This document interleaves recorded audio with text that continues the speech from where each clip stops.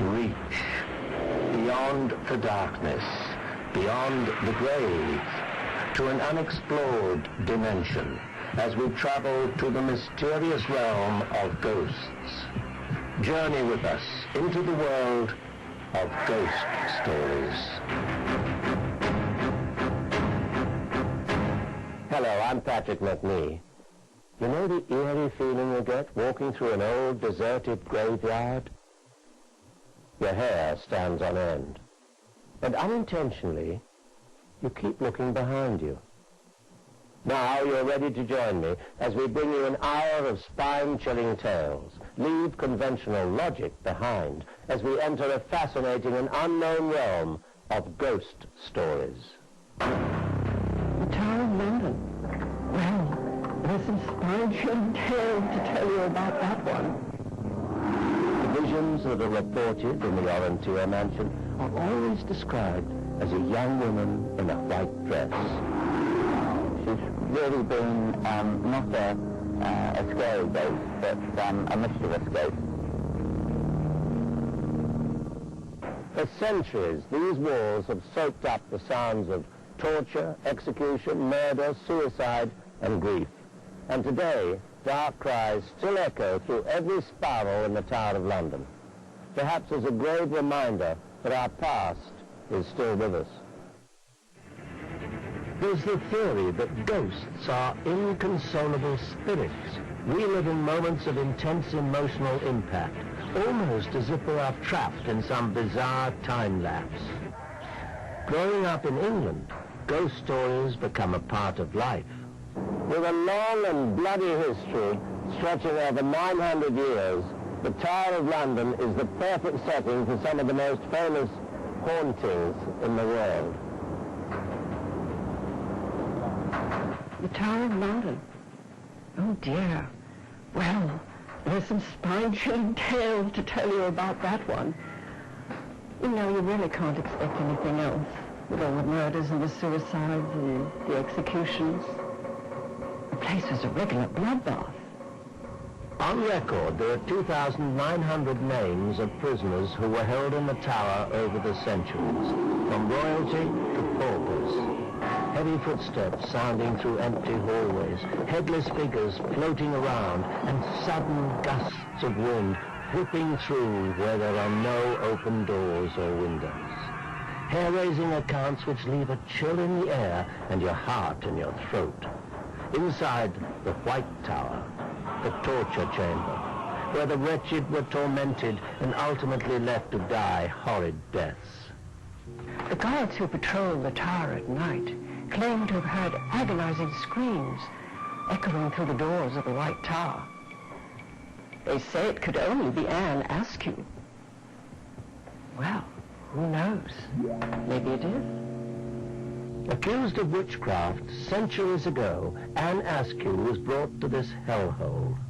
In order to get her to confess her crimes, her body was almost torn apart on the rack. Eventually, she died, her screams the only testimonial of her suffering. Earning its name through the countless murders committed here over centuries, the Bloody Tower is still haunted today. Most famous of all is the 15th century murder of the two young princes, who've been sighted strolling hand in hand, a grim reminder of their brutal deaths. Their story is a sad one. Terrified of the two princes' claim to the throne, King Richard III secretly ordered their killings. And one night, while the two brothers were sleeping, they were strangled in their beds.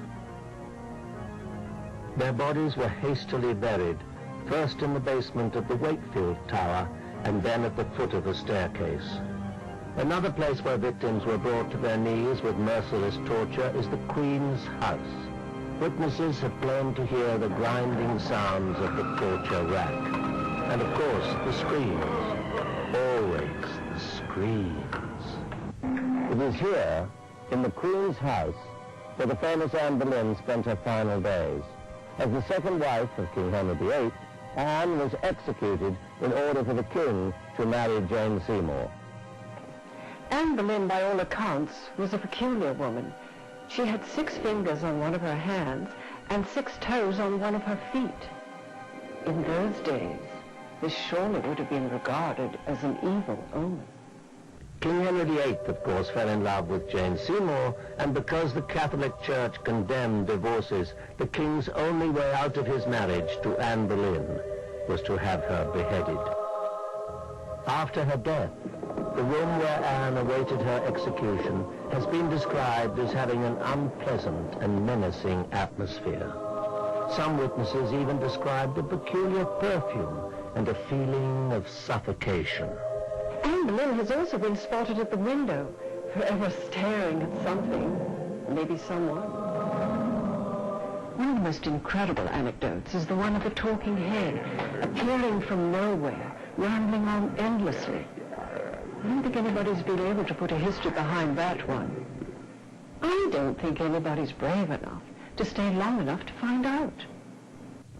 In folklore, ravens are birds that manifest bad omens.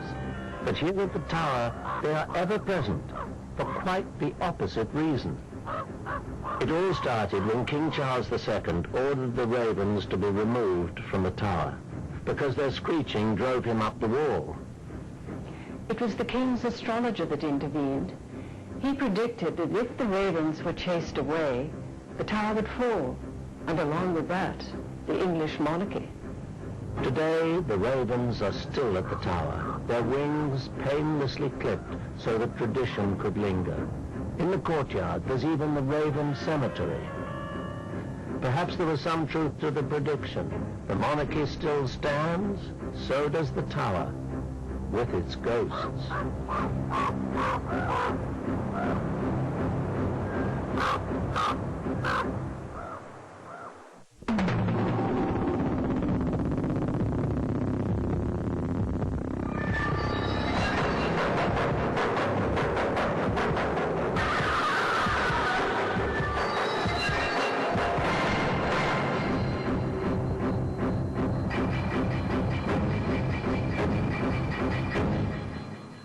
Strange hauntings are not only housed within these tower walls, or even within this country.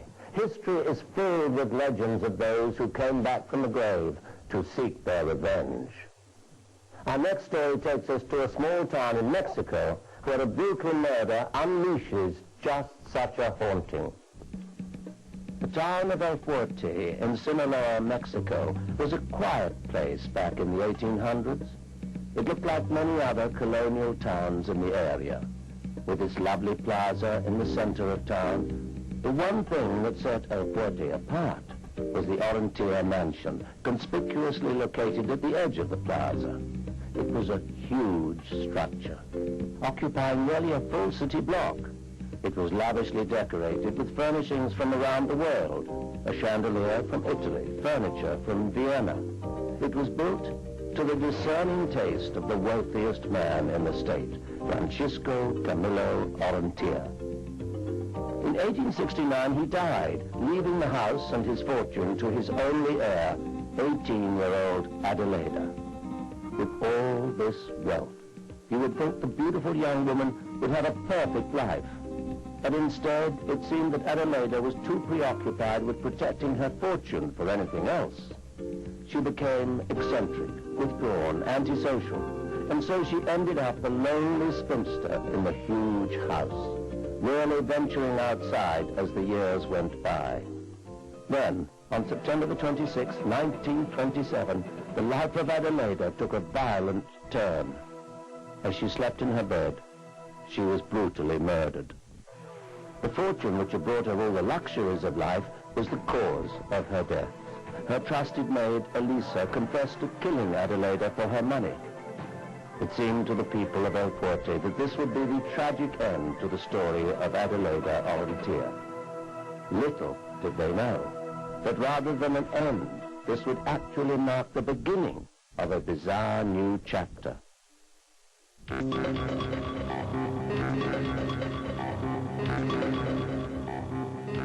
People began hearing unusual sounds and seeing strange visions in the vacant Orontia mansion. In the town of El Fuerte, many people hearing talking about this old house and about the ghost in the house. Many people have seen a woman in the balcony or in some of the homes in the laws, but there are some ghosts in the house. The visions that are reported in the Orontia mansion are always described as a young woman in a white dress, one that could be a wedding dress. She has been spotted in many parts of the huge house. Often she is seen carrying a candelabra of lighted white candles. One night, a local photographer was able to snap an amazing photo in the house. He described seeing a woman in a white dress walk by carrying a candelabra. In the photo, you can plainly see the trail of the candles, and in the center is the faint outline of a woman. Several other people have had first-hand experiences with the Orontia ghost. En una ocasión venía yo caminando por la calle que está frente al alto de los One time I was walking along the street down by the Orontia house. All of a sudden I glanced over and I saw a woman on the balcony. I recognized her. It was Adelaria Orontia. Yo sabía que esa era la única casa donde vivía. I knew it was her. I knew her personally all my life. There she stood, looking exactly as she did as a young girl, in a long, flowing white gown. Pues yo sabía perfectamente bien que ella ya había muerto. But I knew perfectly well that she was dead. I'd been at her funeral 65 years ago. And now I was seeing her exactly as she looked when she was a young woman. I got very scared. I looked again, and to my disbelief, this time she went down and disappeared until I was staring at an empty balcony. Then I became terribly frightened and I ran home. Y tuve que hacerlo porque los nervios me agarraron y tuve que correr. I was so nervous, I had to run. Another El Fuerte man still vividly remembers his encounter with the Orontia ghost 30 years ago. When I was a young man, I used to work in this house, sweeping the floor and taking care of some rooms in this house because it's a large and big house. And when I was doing my work, I heard a noise behind me. When I saw to see what was happening, and I saw suddenly a woman with a white dress walking from home to another home, and she disappeared into the air. And I was very afraid, and I go very nervous outside of the house, running away because I really was very afraid. And then now the house is empty because the people doesn't want to go and rent or whatever. It's very, very strange. Well, I can tell you, that is definitely one lovely old house I will not be spending the night in.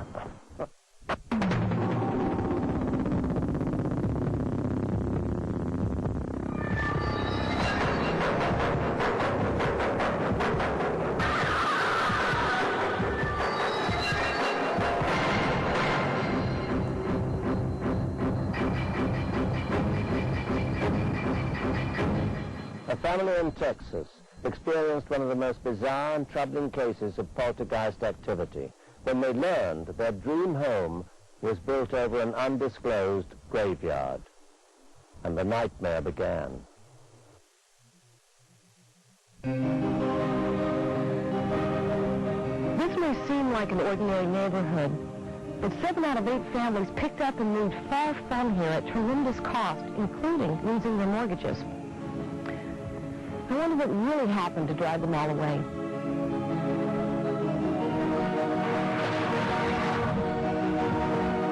The box office hit Poltergeist tells the story of a terror-stricken family whose home was built on top of an undisclosed graveyard. Good horror fiction? Not necessarily. During the same time the movie was released, these silver screen nightmares became reality for residents in a Texas subdivision. Their story began in 1981 when Ben and Jean Williams moved into their dream home. a newly constructed house in this brand new subdivision. Shortly after settling in, however, a strange feeling crept over them. At first, the feeling manifested itself slowly as mere oddities. Hundreds of ants invading the house, snakes slithering through the floorboards, plants not growing, and unusual sink spots in the yard that couldn't be filled in. Then other things began. Toilets flushing on their own, the garage door opening and closing by itself, unexplained noises and images, none of which had a logical explanation. At first, neither Jean nor Bill talked about what was happening or what could be causing it, although each had their own private thoughts. Thoughts that frightened and bewildered them, once too bizarre to even contemplate. It was as if their house were taking on a life of its own. Run by what? Ghosts? But why? How? Houses built in the Newport subdivision were built on what was once McKinney family land. The McKinneys are no longer living, but at one time they were wealthy landowners with a huge plantation and countless slaves. I just lived with some slaves there now. That's what I was. Okay. Back up in there. We spoke with Freddie Eagleton, the oldest living resident of Barrett Station. Yeah, I've been here all my life. He confirmed there were no grave markers in that area. The place was owned by Will McKinney, and he let, our folks buried up in here for a long time, The site of these unmarked graves became known as Black Hope Cemetery. John Armstrong, the grandson of Harrison Barrett, founder of Barrett Station, showed us the place. So do you have first-hand knowledge of the fact that in that Newport area there were actually people buried there? That's true. That's true. Descendants of the slaves of the McKinneys live here in Barrett Station, not far from Crosby. They remember Black Hope Cemetery. Some of their relatives are buried there. I know one of my seniors that come here, he has a family that was buried out there at the Black Hope Cemetery. Oh, yeah. Lots of people were there. I would bury some of them myself. We spoke with Keith Krizak, whose father Daniel owned White Cemetery during this time, one of the few established cemeteries in the area. I asked if he thought it was possible to have these homes built on top of a graveyard. Folks were buried back there, and it's the cemetery. Just no one knew that there was a cemetery back there at all when they developed the area. So. In fact, some did know. Jasper Norton lived at the house behind me. He has since died, but he was one of the few people who warned the residents in the Newport area that they were building on graves. In fact, he himself buried people in those graves when he was 14 years old. He pointed out some of the unmarked grave sites, but apparently nobody listened to him. As time went on, whatever spirits might have been awakened at the Williams house influenced everyone who came into contact with them. The family experienced an uncanny number of misfortunes, deaths, and diseases. Even the animals were affected, behaving strangely and dying unexpectedly. The Williams withstood their plight in silence.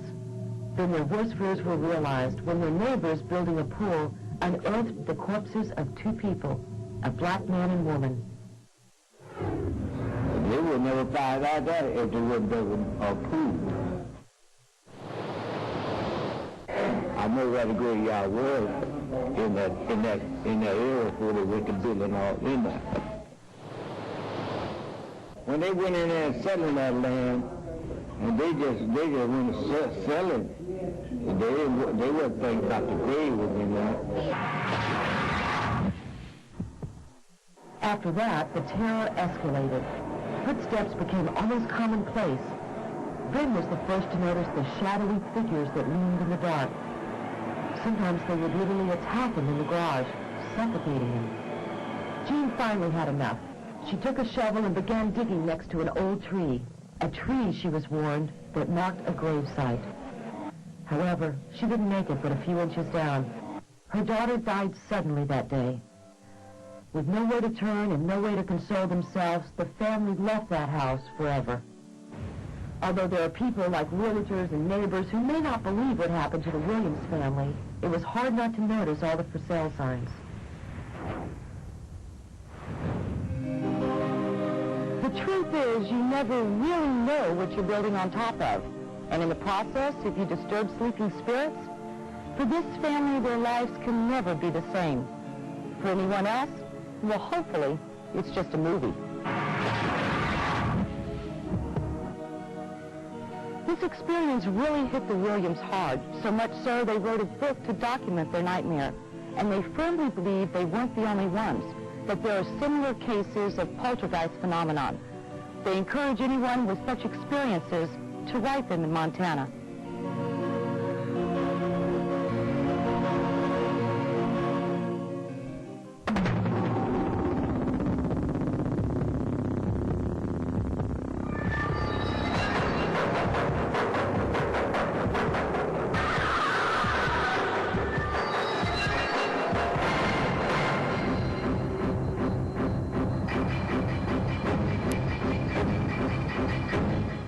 Our next story takes us back to England, where for centuries pubs and inns have been a popular gathering place, and the locals flirted with young barmaids.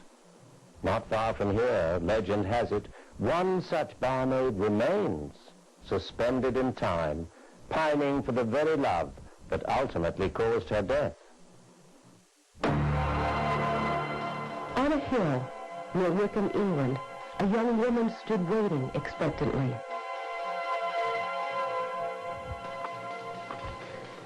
In the cool night, near the Hellfire Caves, her patience prevailed.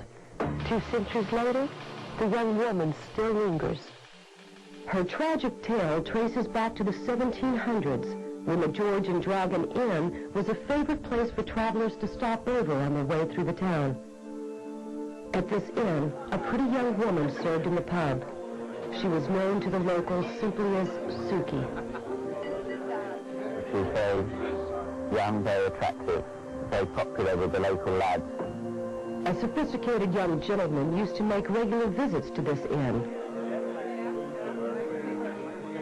His eye caught the attractive young barmaid.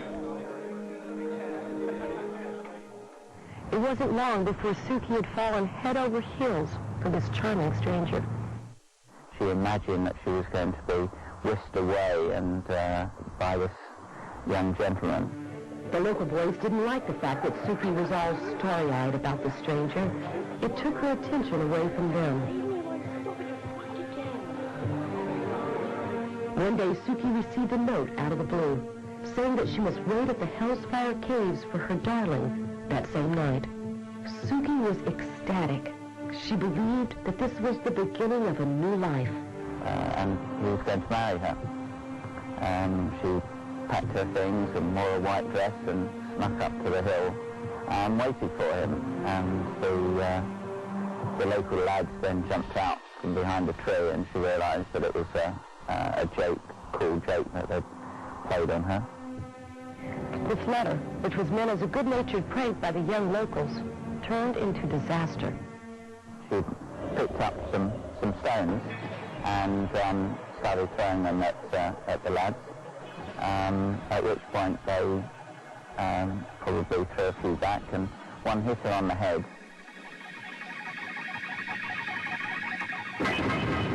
Suki was knocked out. In a frenzy, the young locals carried the unconscious girl back to her room at the George and Dragon Inn. It is here, in room number 6, where she died later that night. And she has haunted the inn since then, and wearing white, and known as the White Lady. Philip and his wife Cass ignored the strange happenings around the inn, until one day when their son James, then only 4 years old, told his mom about a new guest. Mum, there's a ghost up in my room. And she goes, oh, don't be stupid, there's no such thing as ghosts. James made a sketch of his visitor. Something about this drawing made his parents ponder the strange possibilities. His drawing is that of a woman, On the side of her head, he had drawn a prominent band-aid, the exact place where the stone had hit Suki in the head. James casually accepts the regular visits from the lady in white. She usually comes to see me at night, and she lives up in the attic, and sometimes when my friends come around, she hides from them. She's really been not a scary ghost, but a mischievous ghost. A lot of household items go missing. We've had guests that have encountered her. Well, she likes this place. She likes the attic especially, that's why she lives up there. James' encounters with this mysterious lady don't frighten him. As a matter of fact, James has found a comforting companion in her. But there is another side to this unusual story. A terrifying history lies behind the Hellspire Caves, where Suki was supposed to meet her Prince Charming. At the time, a group from high society used these caves as a place of worship. Here, concealed to the outer world, they could pray to Satan in secret. This group was known as the Hellspire Club. Long, eerie corridors lead to secret little corners where the club members carried out satanic rituals at night. Inside the caves, carvings of evil faces line the walls, drawn 2 centuries ago by these Satanists. Nobody knew who the members of the club were. In fact, it could have even been regular visitors at the inn.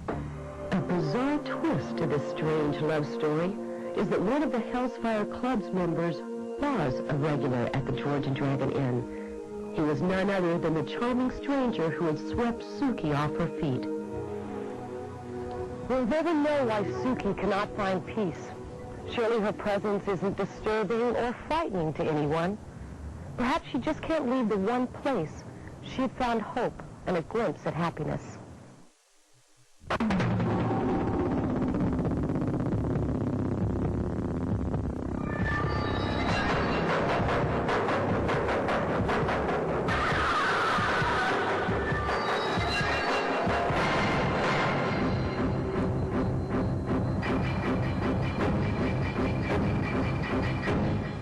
As settlers flocked west during the gold rush, mining towns boomed, and many greedy, often unscrupulous businessmen made their fortune, not in gold, but on the good luck of others.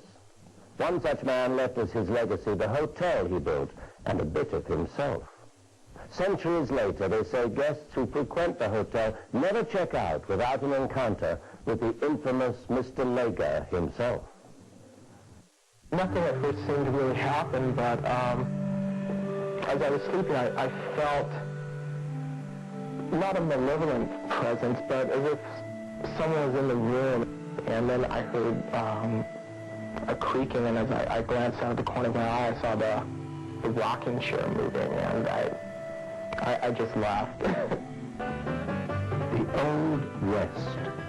A place where cowboys rode the terrain, saloons were the entertainment, and gunslingers became legends. But it was also a time that fostered and opened the floodgates for prosperity. It was 1849, the year of the California gold rush. The lure of instant wealth was like a magnet which drew thousands to the west. And over a century later, you can still find what remains of these old mining towns. The Lager Hotel on Mokelumne Hill, California, is one such place. A piece of the past left behind by George W. Lager, a sharp businessman who took advantage of the flourishing moment and reaped in large profits. Profits which after he died, some say George refused to leave behind. Just stories of articles moving around or being misplaced, or thinking you set something down in one place and you search around the whole room crazy for this one article, and then you look back and it's in the exact same spot where you thought you had left it.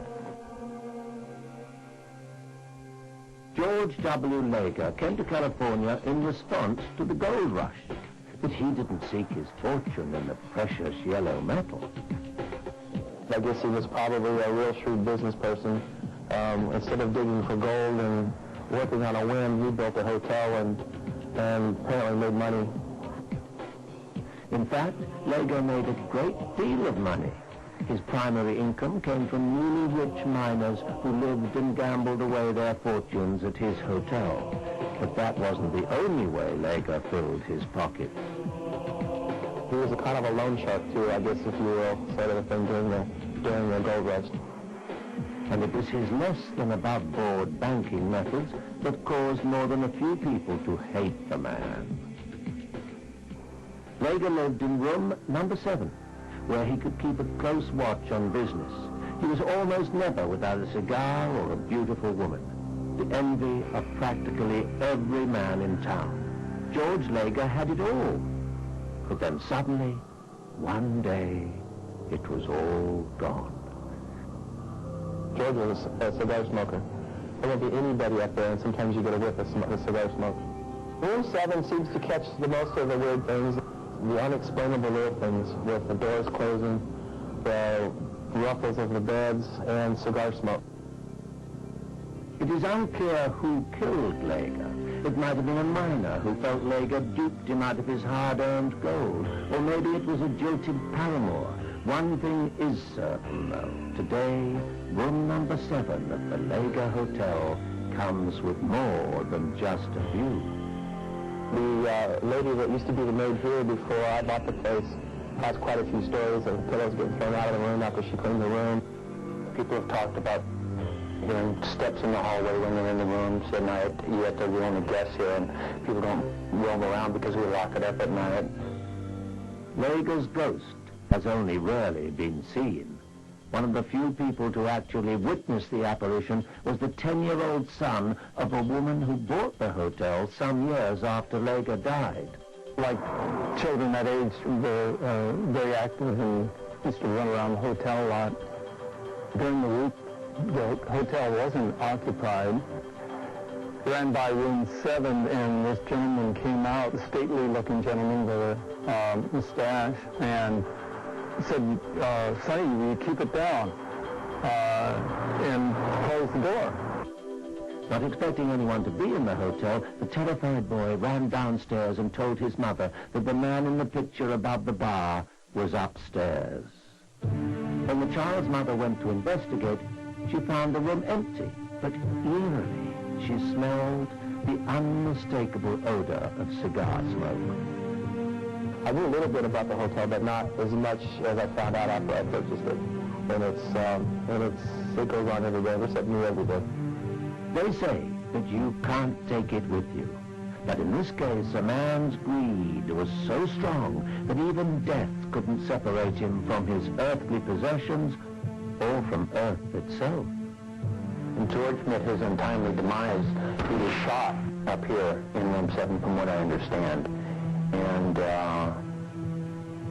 I guess that it would be, they say that people go back to, where they died or where they used to be.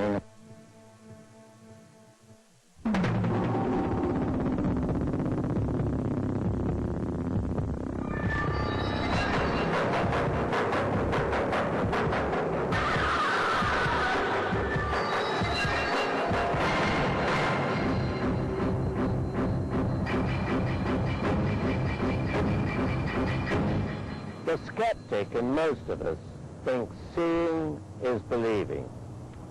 Well, in our next story, we investigate an amazing tale of young children whose spirits seem to remain here as guardian angels, and whose fingerprints are often left on their handiwork. A sign from beyond.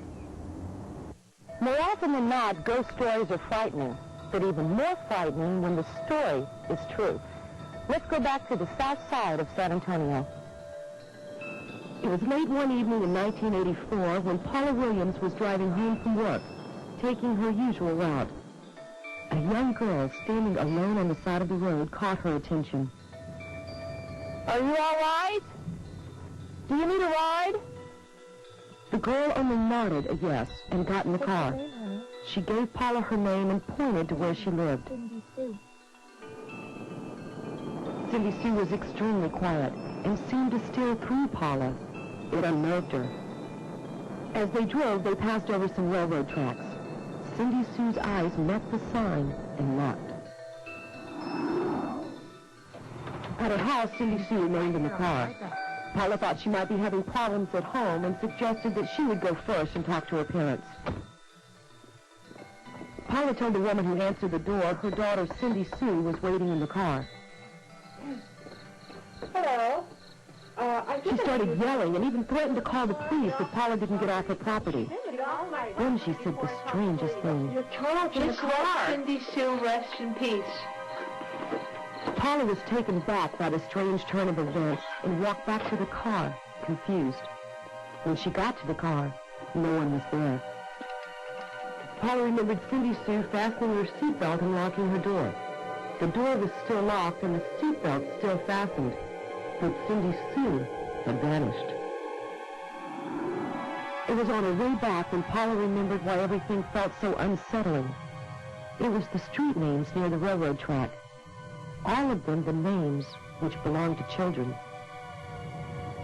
Behind this discovery was the tragic tale of innocent children, and even more so, their remaining spirits. Okay, so where are we? We're out on the southern part of San Antonio and Mission Road. Now this is the famous road, right? This is the famous road where the children were killed in the bus accident back in the 40s. It was a cold but clear afternoon when a school bus was making its last delivery of school children. About 10 children were still on the bus. The bus had to cross the railroad tracks. There was no warning of the oncoming train.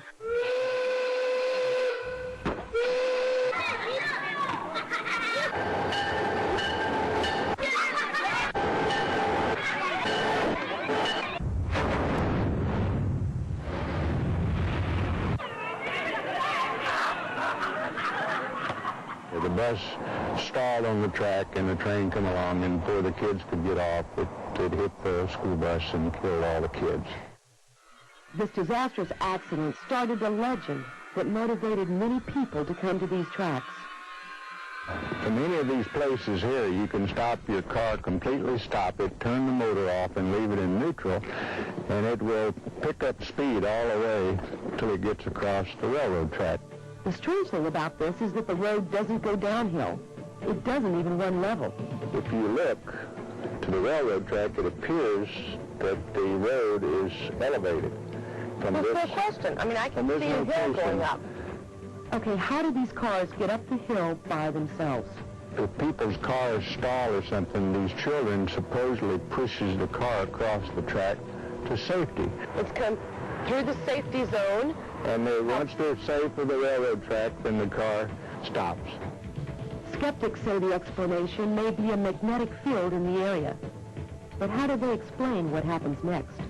Fingerprints on the back of the cars, as if some imaginary hands pushed it forward. Putting powder on the back of the car helps to see the fingerprints clearly. You stay on the bumper and on the trunk. I think with the wind we'll do it right here and see what happens. I'm determined to check it out for myself. I watched a couple of cars do it, but just to see if it can really happen. This is about where they say they stop. Turn the car off. Put it in neutral. Take my foot off the brake. And just sit here and start going.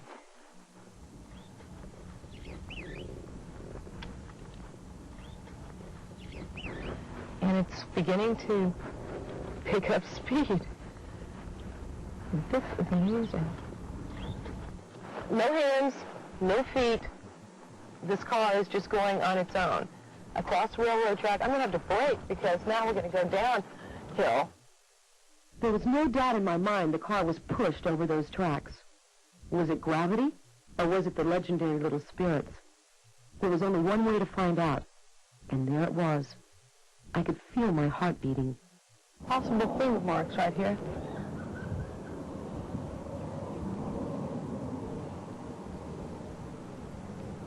And a couple of prints right here.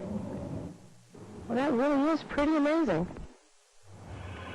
Although we weren't able to find anyone to verify every detail of this story, one fact does remain. There hasn't been a single train accident on this set of tracks since the children's tragedy in the 1940s. Somehow every stalled car has managed to cross the tracks, reaching the other side in safety. There was one thing I still wanted to find out. What did Paula see that night on her way back home? This is the neighborhood supposedly where they have street signs with the children's names from the accident. Bobby, Alan, Nancy, Carol. It was here in the streets close to the railroad tracks where we found the answer to Paula's mysterious young rider who never reached her house that fateful afternoon. Cindy Sue.